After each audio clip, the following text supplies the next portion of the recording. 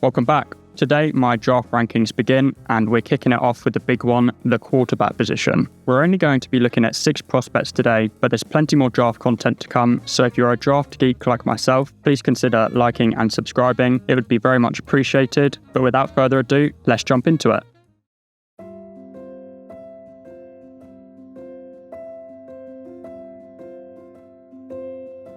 At number 6, I've got Garrett Nussmeier out of LSU. He's 6'1", 205 pounds, and right now I value him as a late day 2, early day 3 prospect. I think you could argue that part of his hype comes from the fact that he's got a dad that's in the game, Doug Nussmeier, offensive coordinator for the Saints, but he's had several roles with NFL teams and major college programs. As you can tell by the pros and cons list, I despise this man on a personal level. Not really, of course. He is experienced and he's actually pretty accurate. Besides that, I wasn't exactly blown away. He's not the biggest. Of the 6 quarterbacks I looked at, I thought both in terms of mobility and arm strength, he was at the bottom. And I also found that he was predetermining reads. He was staring down that target. He wasn't aware of lurking defenders. He made some really questionable throws. And the pocket movement, it wasn't always a disaster. We're not talking about Shedeur Sanders level here, but he did have a clear unawareness of where he was in the pocket and where the pass rush was. Storytelling stats, as it says on the graphic, these stats are only based on the 6 quarterbacks in the video. You're going to see and hear me talk about the intermediate region a lot, not only because I'm an annoying but also because I think it's often where the difference is made for NFL quarterbacks. And Nussmeier tied for the most intermediate interceptions. It's a big warning sign if you're just going to look at it statistically that maybe the processing isn't where it needs to be. In terms of a comparison, I thought of Sam Darnold because of some of the processing flaws, but I just think Sam Darnold's more talented than Nussmeier. The one I came to is Mac Jones, and it's not a perfect comparison. None of them will be. It's to be taken with a pinch of salt. But it's just that feeling that everything needs to be perfect because they don't have the natural talent in terms of the arm or the mobility to just make things happen, force a bad decision into a good one with a great throw. Mac Jones is bigger than Nussmeier and he's a better processor, but could face some of the same issues. So I don't really see the NFL projection for Nussmeier. You're not taking him as a pro-ready quarterback to start early because the processing isn't there yet, but you're also certainly not taking him as a developmental quarterback because he doesn't have that type of talent. Apart from that, he's pretty good.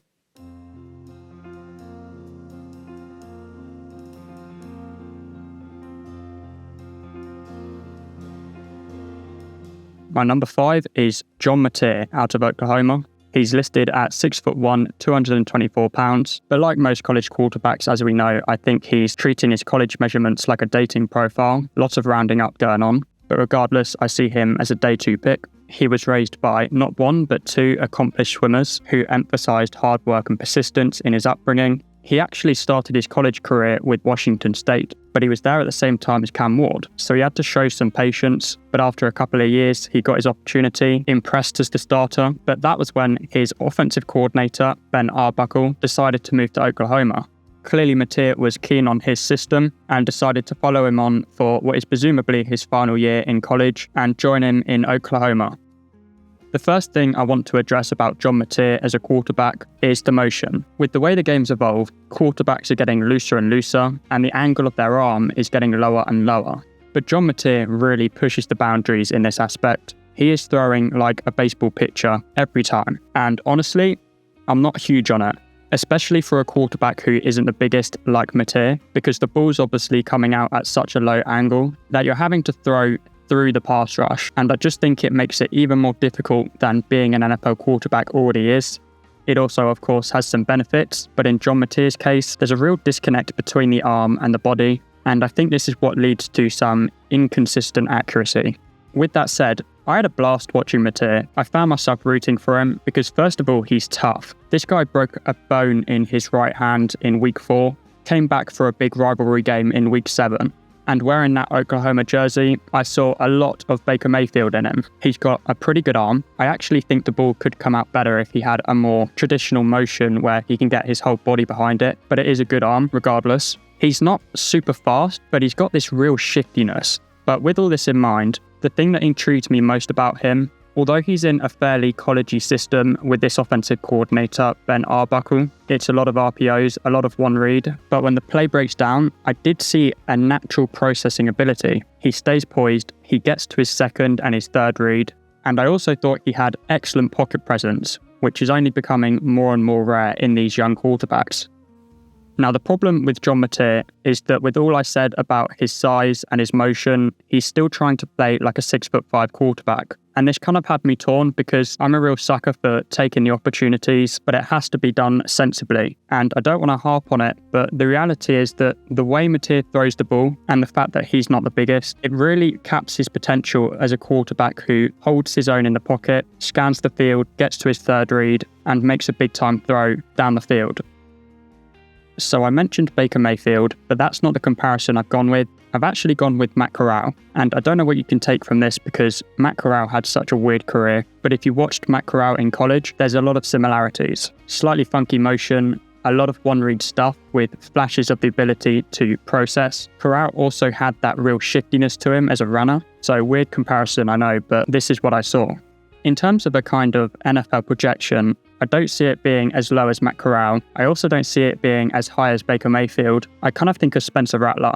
He's a guy who will probably get his opportunity to play at some point in his early career and will catch people's eye, but I'm not sure he'll ever quite get the backing from the team to be that long-term starter.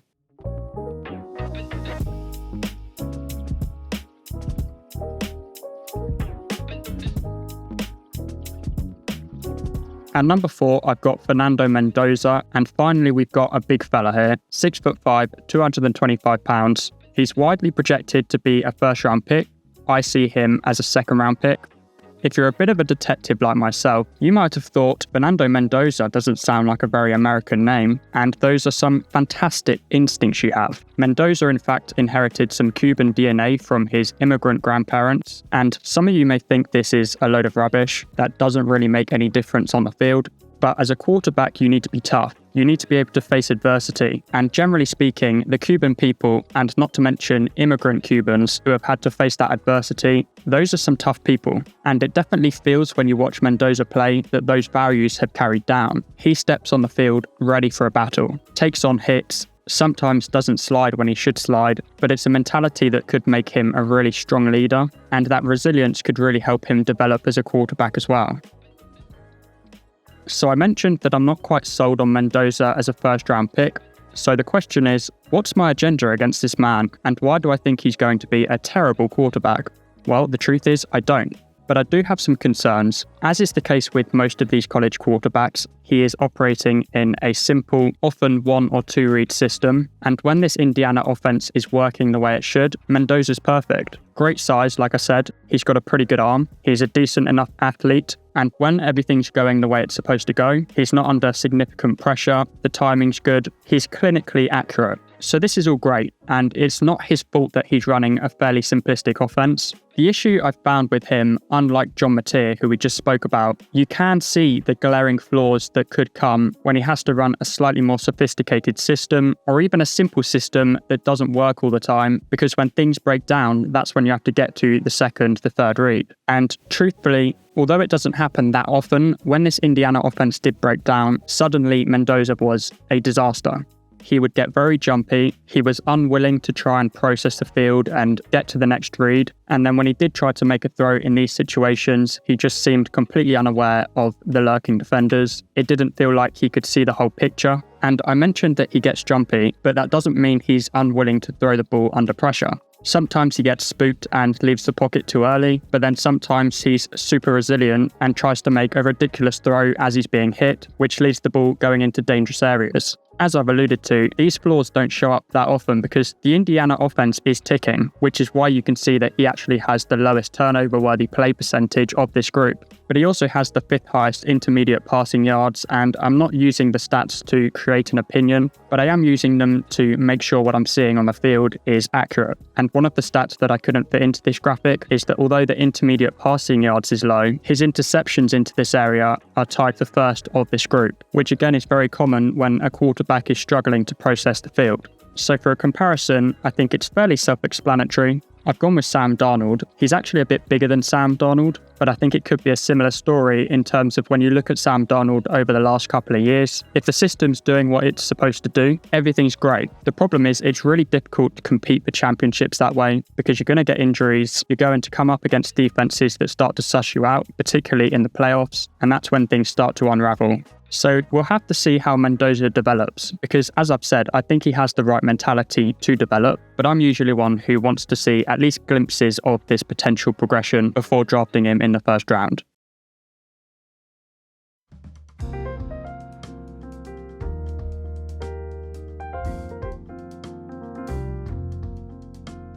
At number 3, I have Dante Moore out of Oregon. He's 6'3", 206 pounds. I see him as a first-round pick for now, but I'll have more to say about that in a moment. I managed to squeeze in 3 paragraphs about his background, and that was missing the fact he's already written a children's book. So it's been a busy life for him already. He's had the ups of being a 5-star recruit after leading his high school to 2 state championships, and then he's had the challenges of his mother having to overcome cancer. He had a daughter earlier in the season, which I'm sure is a great thing, but it can't be easy at that age, having a daughter and also trying to focus on football.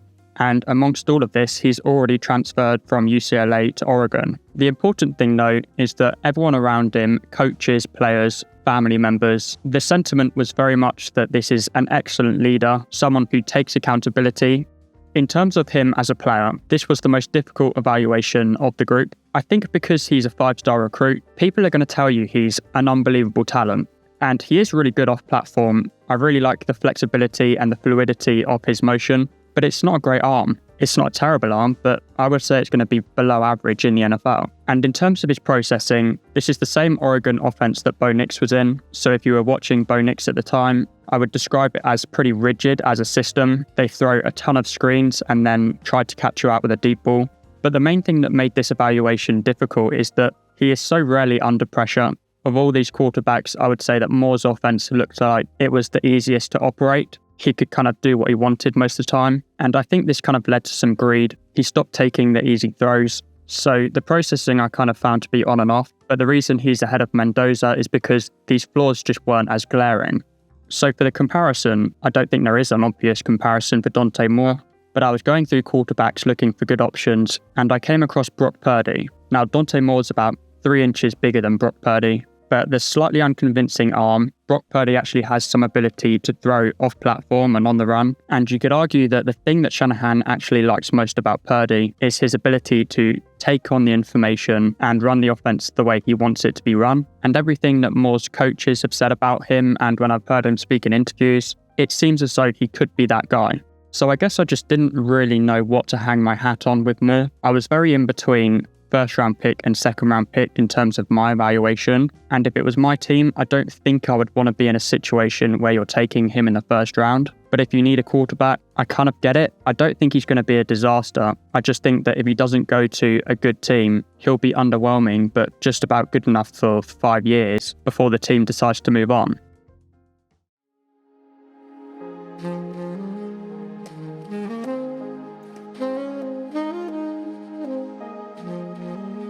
At number 2, I've got Lenoris Sellers out of South Carolina. He's 6'3", 240 pounds, and I see him as a top 5 pick. And to be clear, these two that we're about to speak about, there's not much between them for me, but by the time I'd looked at all of these quarterbacks, these two were far and away the top 2. Lenoris Sellers seems to have a really solid background, supportive family with nothing but good things to say about him. Interestingly, he was actually a soccer striker in high school, and by all accounts, not a bad one either. But everything I heard about him is that he's humble off the field, and then when he gets on the field, he has another level of hunger and determination. Now, on the field, I did not know what I was getting myself into. Wow, is this guy talented. Absolute cannon of an arm, and despite being 6'3", 240, the shiftiness, unbelievable. And maybe I'm missing someone, but I don't think we've ever seen a talent like this coming out of college. And I don't mean this is the most talented quarterback of all time, but I am saying the unique set of skills that Sellers has, I don't think we've ever seen it to this level before. Because there's players like this who look great on the highlights, but I think you need to watch Sellers play by play to really get an idea of how talented he is, particularly with his legs. Because yes, he has an amazing arm, but it felt like every other play he broke a tackle where he was supposed to go down. It really was like watching a potential first-round running back. Now, I know what you're thinking, this is Anthony Richardson, and that will be the comparison that you see. But thankfully, you decided to watch MG Sport now, and I'm going to tell you that that is not the case. I don't know the ins and outs, but South Carolina, their offense, of all these offenses that I watched because of these quarterbacks, this was the toughest situation to be in. Sellers faced by far the most pressure of any quarterback in this video. His receivers' drop rate was higher than any quarterback in this video. And even when his receivers managed to get open, he still couldn't trust them to just stay where they're supposed to be. I mean, time and time again, I saw throws where people are going to look at it on the broadcast and say, oh, he missed the throw. But you watch it back and his receivers just stop. And of course, I don't know what the receiver's being told to do. It could well be that Sellers needs to get on the same page as the receiver. But regardless of what it is, chemistry with his receivers is a very fixable part of his game. And generally speaking, I actually think he's a very accurate quarterback. Now, what was interesting about the processing is that most quarterbacks, you hope that if they start shaky, you see a progression through the year. Sellers has gone the other way.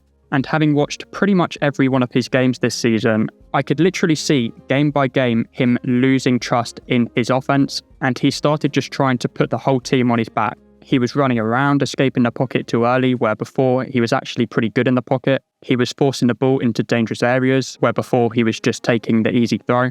But I have a good feeling about this quarterback, and there's not really any other way I can explain it. It's not an equation. I just didn't get that feeling that you get with a lot of developmental quarterbacks where you just can't trust them.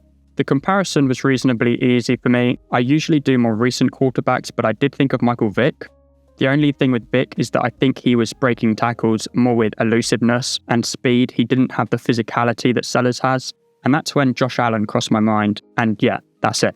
You might not see this one as much as you should. I was doing some research on Sellers and I did catch a couple of ridiculous ones. I even saw Jalen Hurts thrown out there as a comparison for Sellers. And if you have some common sense, I don't need to tell you why Sellers is going to be compared to Jalen Hurts and maybe not Josh Allen. But this is what it is. Josh Allen's ability to put the team on his back is met by no one in the NFL today. It doesn't mean he's the best quarterback in the league, but he's the only one who I think you could put a bad team around him, and very arguably the Bills have time and time again, and he just makes things happen. If Sellers develops in the right way, that's what I think he could be. Right now he's 19-1 to go first overall, and I will be shocked if that doesn't change. Quite frankly, I had to make a decision, but by the time I come back to evaluate these quarterbacks again before the draft, I could easily see Sellers being ahead of my number one. There's nothing in it for me right now.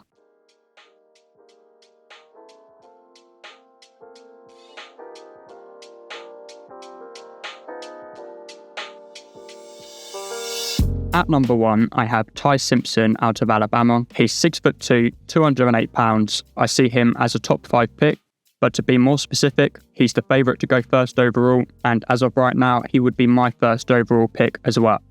Football has always been Ty Simpson's life. His father, Jason Simpson, is a long-time head coach of college team UT Martin Skyhawks. His brother is a high school quarterback, and his sister was a high school basketball player. He was a 5-star recruit coming out of high school, but had to wait 3 years to get his chance at Alabama. That was behind not only Bryce Young for a year, but then 2 years of Jalen Milroe. So I think it's easy to underestimate the amount of patience, maturity, and confidence in his ability that it would have taken for him to sit behind those quarterbacks, probably feeling like he should be the starter. And this season, you're seeing the results of 3 years of Alabama coaching. But first of all, I found it so frustrating that for every good thing I saw about him, he's just not as big as you would want him to be. Because I know we're in an era where no one seems to care that you're not big enough, but you should care. I'm not saying you have to be 6'5" to be a good quarterback, but I am saying that you have to be a much better quarterback at 6'1", 6'2" than you do if you're a couple of inches bigger. Because if you're 6'1", 6'2", you can't always see everything that's going on, and you can't always throw over the offensive line. Just because it's simple doesn't mean it's not true. And Ty Simpson's listed at 6'2". I have to think he's 6'1" and some change. We're talking about the likes of Baker Mayfield, Cam Ward, Jackson Dart. He's that sort of height. And the other cons that I've written here, I was really just being picky. I thought he was phenomenal. He's got the arm. It's not the cannon that Sellers has, but it's a good arm. He is pretty mobile. He is very accurate. he's accurate off-platform under pressure. I think he's excellent in that aspect. But the thing that really convinced me that he should be number one is that he has something that is not only rare for college quarterbacks, but many quarterbacks in the NFL don't have, which is that he sees the full picture. What do I mean by that? I couldn't be a quarterback, not only because Ty Simpson can throw a brick further than I can throw a tennis ball, but also because even with the bird's eye view, I have to pause and rewind over and over and over again for every single play to try and take in everything that's going on in a quarterback's mind. What's the offensive play call? What's the defensive play call? What's the pass rush doing? Should he be edging up in the pocket? Is the receiver looking his way when he's throwing the ball? Is there a body between him and his target? There are a million things for a quarterback to think about, and he gets one chance in front of thousands of fans. It's the impossible job that only minds like Ty Simpson can handle. He's the only quarterback, not only in this draft class, but the draft class last year and the draft class before that, who just seems to have the ability to know everything that's going on and where the ball should be going. Now, he is a bit of a gunslinger. He's certainly a calculated gunslinger, but he wants to push the ball downfield.